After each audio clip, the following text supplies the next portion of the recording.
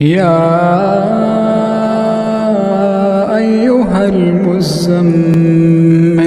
قم الليل إلا قليلا نصفه أو انقص منه قليلا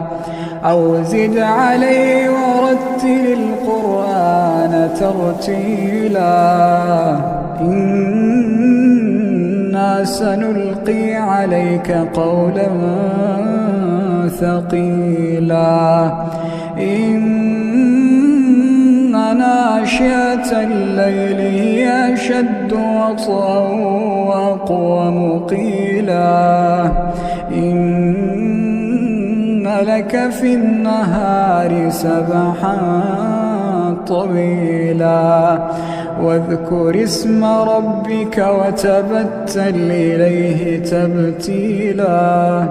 رب المشرق والمغرب لا إله إلا